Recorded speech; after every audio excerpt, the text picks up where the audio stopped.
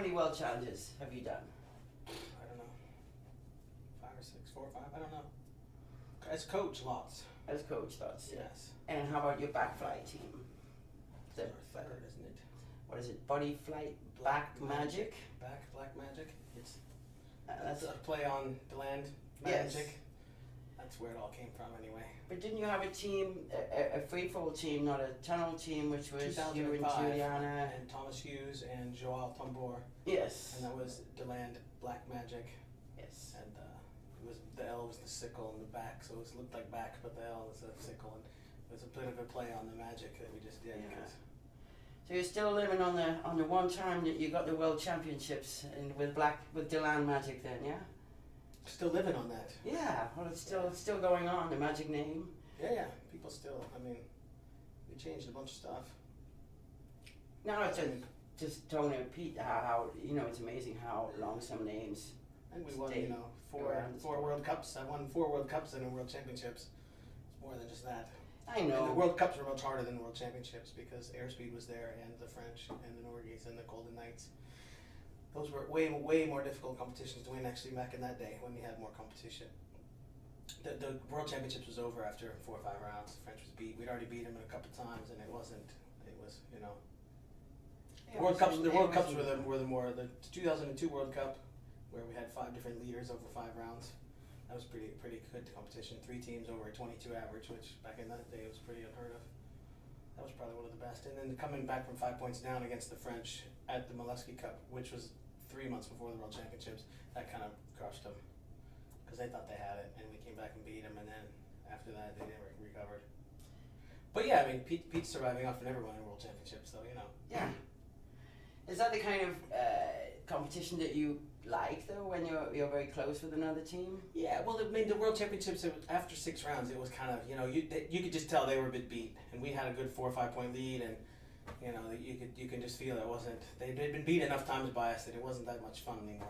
It's not like these competitions that Airspeed gets to have with Hayabusa, or that we used to have with Airspeed, or that where it's you don't know who's going to win going into the competition. We won enough times in a row, like we won 2002. They got third. The French did. Airspeed got second. We got first, and then we won 2003 at the World Cup, and because that was the year that they switched it around and we mixed it up, and then we won 2004 again at the World Championships, and by then it was we were a better team, and they kind of knew it. That took the fun out of it. It's fun when you're 2 points ahead or 2 points behind because you're like one missed grip. Ask Dennis. Yeah. One missed grip is the end of the competition. You know what I mean? That's it. That's how close it can be. We had a bunch of those with Magic and FX. I won in a jump off against the French in '98. That was probably my best. A girl with braces kicking the French's team's ass. Dawn English. Yes. That was probably one of the best. And being able to do a jump off in a world competition is not something everybody gets to do. So that was super fun. And that's what started it all. That's when I was okay. I got to keep doing this. And what is it, that kind of gravity that seems like so often it can be just 1 point, and if you think that the teams have trained 231 to 232, or what it was in Russia, 246 to 247 it was in Dubai with the higher airspeed. Yeah. Poof, you know what I'm saying? I mean, they both done. That's 10% is 2.4, so it's a 0.5% difference in their Yes. scores over. That's a pretty sharp knife. You gotta have to win. But that's any given day. If you did that competition again, Hayabusa would win. If you did it again, you'd have to do 10 They would have to be like American basketball, where they play 7 matches to really see who's the best of it when they're that close. But that's the thing with the competition. You're not really seeing who is the best, are you? You're just seeing who performs the best at that competition. That's competition. Under the pressure, though. I mean, that's what you build up to. Who has the best build-up? Who's tired? Who's fresh? Who's mentally strongest? Who believes it? Who trained harder and knows they deserve it more? What kind of mental plan you have? I mean, if you've got all that stuff that comes into it, is who's the better team. But when they get that close, where it's a 0.5%, the next day it can be 0.5%. Yeah, there's definitely there's got to be a plus or minus, 10% in your score. But like Magic, we always did better than in competition than we ever did in training. And the French guys one time, we did terrible. And I said, really? Do you guys ever score that good in competition? I mean, in practice, because I tell you, we never score that good in practice. I'll be straight up honest with you. We've never put a point average like that up in practice. And they're like, no, we don't either. That's what I thought. Quit your fucking whining. You just gotta beat. They're like, no, really, no, we don't. So. And what is it that makes a competitor that's got to be the difference? The person who rises to the challenge and produces better performance under competition. Belief. Yeah. How hard you training? Like, we deserved it. We trained harder. We ran more. I met Mark Kirkby one time in Russia. And I said, hey, let's go for a run, buddy. Sure. Because I've known those guys since I was the chief instructor. Well, I've known Mark since I was the chief instructor at Skydive Arizona. This goofball AFF guy with a couple thousand jumps, looking at airspeed thinking, man, look at those guys. They're jumping for free, getting laid like carpet, making $250 a day for fucking making fun of people. I want that job. Fuck this tandem bullshit. So I took him for a run and I outran him. And he's like, I was already beat after that. I was already beat because I knew that Joey worked harder than I did because he was in better shape. Or watching Craig George smoke back behind the tent, and like that just made me feel better. And I believe that if these guys are gonna smoke in the middle of competition and I can outrun them, I'm better than them. And I believe it. I worked harder. I deserve it, and that makes a huge difference. I think. Even if it didn't, if it didn't make any difference between me and Craig, just me seeing him smoke made me think I was better than him. So it didn't affect anything except it affected me, but it didn't affect him. It wasn't like it put him down anywhere, but it helped make me feel stronger than him. When it comes down to that one point or that who's gonna. Yeah, it's little mental tricks. Little mental tricks, but then it's like, Mark's like, no, I'm not going to run with competition ever again. I'm going to stay as far away from it. I learned my lesson on that one. Or make sure you show up more fitter than they are, And now he runs 100-mile races, so I probably wouldn't ask Mark to run with me if I was competing against him anymore. Maybe that's the way he wants to wrestle. But. And so how do you try and instill that in the teams that you're coaching? That kind of mental attitude, believing that you've trained harder. I do a lot of mental training with the teams, a lot of visualization and alpha wave music and get in their heads about. What's alpha wave music? Alpha wave is a one step. It's like a one step below your beta. It's like everyday conscious awareness, like not quite a dream state, but it's an active relaxation where the mind's still active. And we did a lot of it with Dr. John on FX, and you just getting in, their heads about loving to compete, and you do your best jumps during competition. Slot switches are times when I can shine, and that's when I'm going to do my best work. And there is no B slot; it's my other A slot, and mental kind of brainwashing, stuff, just brainwashing stuff. Yeah, about, this training right now sets us apart, and we this gives us an edge over our competition right now. Doing this mental training. We've already visualized it.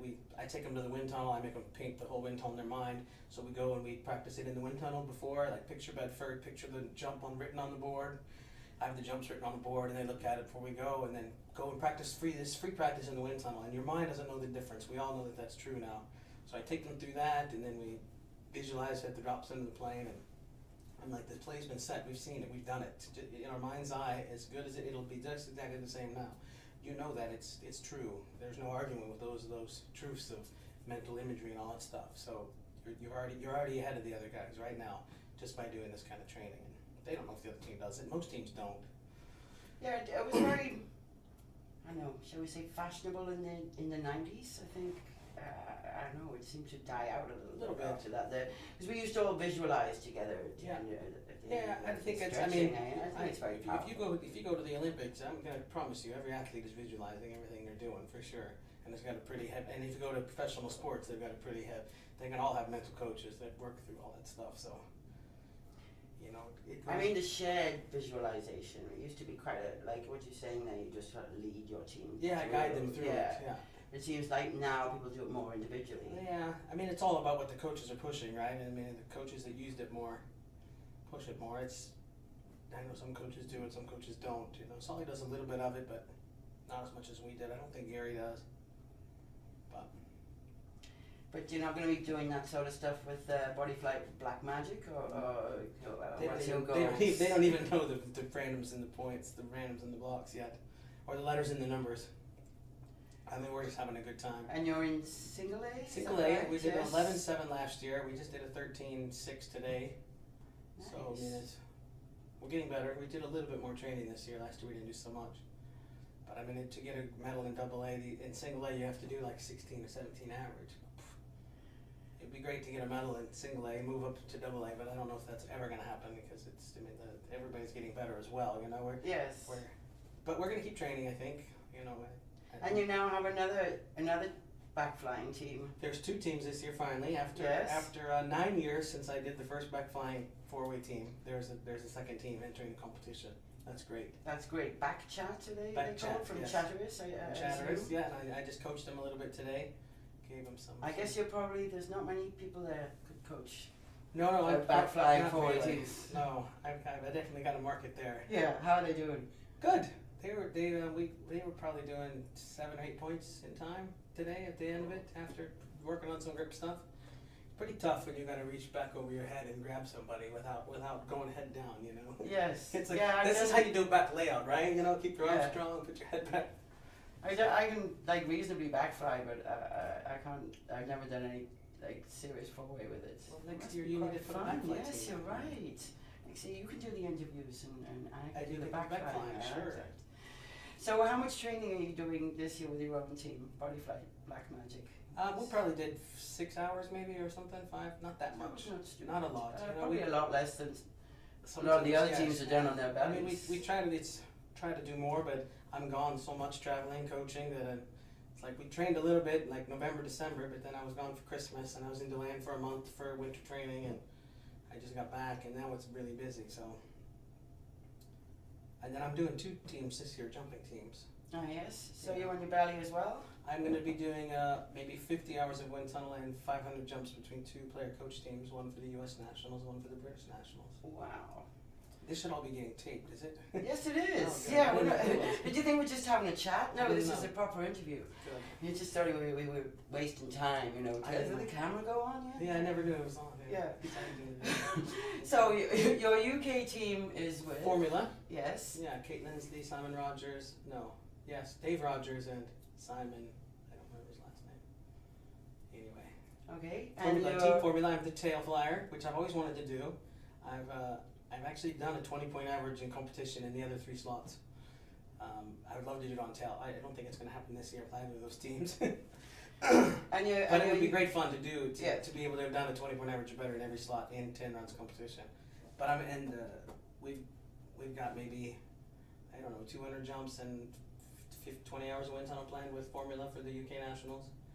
And then the US Nationals team is Lilac Hayes and Grant Christie, or Lilac Christie and Grant Christie. And they retired after the 2001 World Championships, where I coached Lilac to a gold medal as a member of the US women's team. All right. And her husband was on the Dutch 8-way, and they both retired to have children. And now they've got like 9 and 12-year-old little boys. And they come back. And to they the made a fold. comeback. We just did 37 jumps into land, and we did a 14.9 average. And Chris Peterson is also on Yes, the team from Chris. Paris. Nice. And we had a little bit of video issues, but he didn't get to jump with us much, so we were like 15-6. So if we can sort out the NJs, got another 2 more 7-hour tunnel camps and a camp in Seville.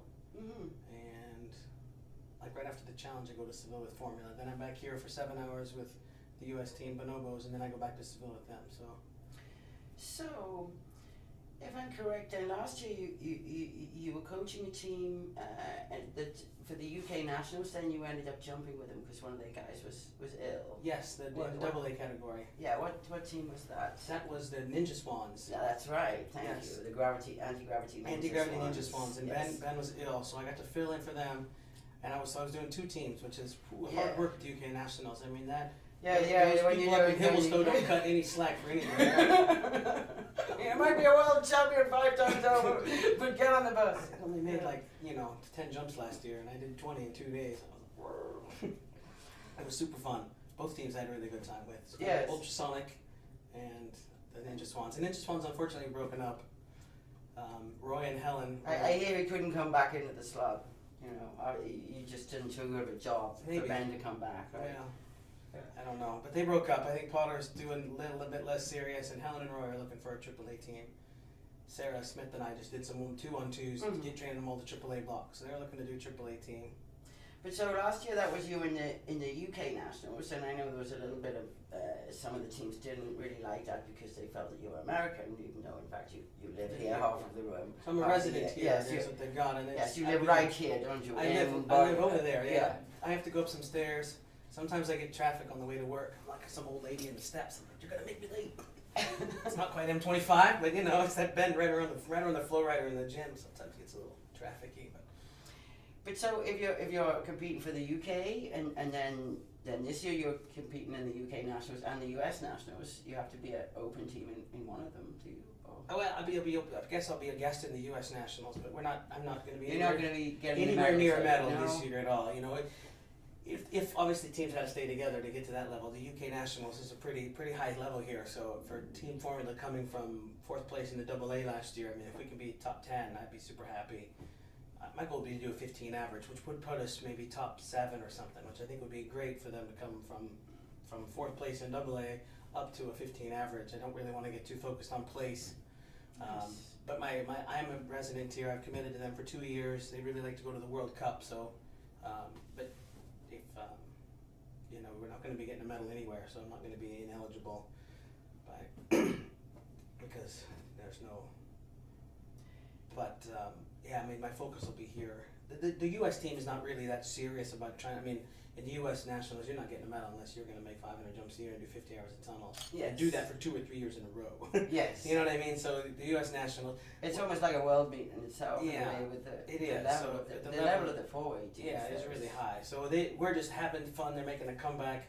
My recommendation to them is that we become a bit of an international team, and we go. I mean, I go to Swedish Nationals, Italian Nationals, Danish Nationals. I travel to 4 or 5 nationals every year. Why don't you guys? You know, we come and do a few tunnel camps. We do some jumping. And this year we pick the Italian Nationals, and we go to Italian Nationals, and you get to go to Italy and take your kids maybe to Italy, and then next year we go to Swedish Nationals, because, you know, once you hit a certain point in U.S. Nationals, that's as high as you're going to get, 18, 19 average. The next guys are a lot farther away, 23 average, and you don't get there. So once you hit that 7th or 8th place, 9th place, or 6th place, that's it. You're best of the rest, and what's the point of spending so much more money to get what? To get 7th place at the U.S. Nationals at 8th? Yes.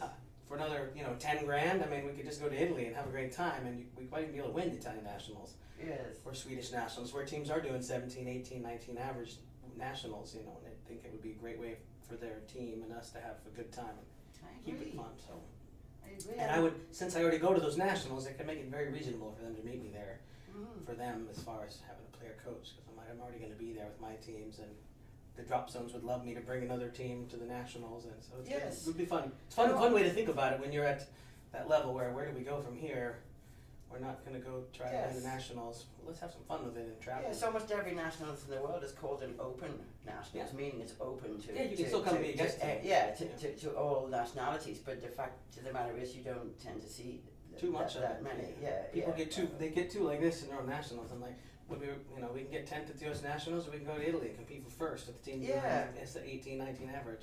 I think it must be quite demoralizing in some way for teams in the US to know that the standard is so very high that the only way they're going to get on their medals in like the senior category is to become professional. Yeah, that's it.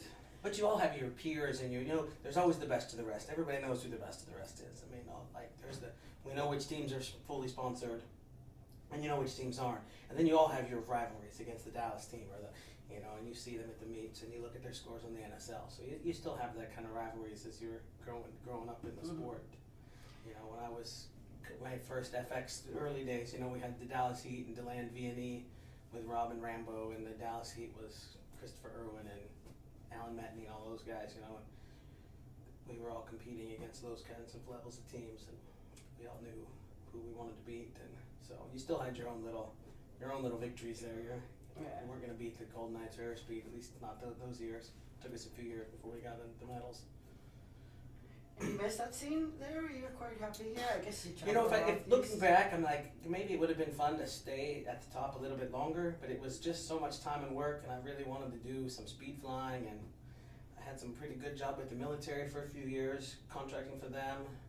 And then I got to coach Hayabusa for 4 years, which would really take a bunch of the ideas that I had with Magic and put them to work with a team that could do all the tunnel, 50 hours of tunnel a year, whatever they do, some ridiculous amount. And that was great. And doing so much traveling and speed flying and paragliding and a lot of other stuff. I mean, you can't. If you keep chasing it, you can become a little bit of a dog chasing your tail. Trying to you can get sucked into it. And I was like, look. from 98 to 2004, I Pretty lost, well, so. I lost 2 or 3 competitions, and Magic only lost 1 out of, in the 3.5 years we were together.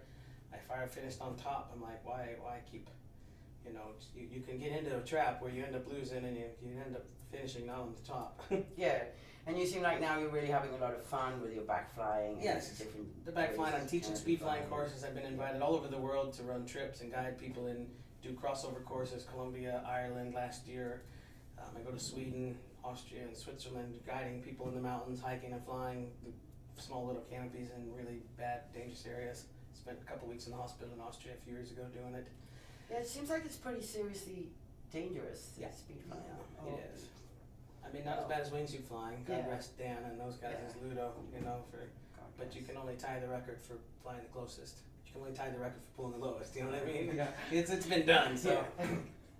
it's but it's been fun to doing stuff and being able to be married and focus on my relationship. Because I mean, when you're team training, I know a lot of divorces that happen on the drop zone because you're all you worried about is that. And if you want to win, that's all you have to. That has to be your only goal. Yes. You can't be worried about taking care of a wife or traveling or making sure we go on this vacation. You need to work. I mean, the team that's going to win is the team that thinks about nothing else but winning the world championships. That's the team that's going to win. Yeah. And man, that takes so much out of your life that it's like. And out of Elena's life. Yeah, Yeah. and your wife's life, and she supported me for a long time through it, and it's nice to not have to be able to look at other stuff, besides just trying to win world championships. There's more to life than your point average. I didn't know that for a long time, but I've grown up. It's amazing. Well, good for you, and I hope you really enjoy the competition. Have a great time. I will. Thank you. Good luck.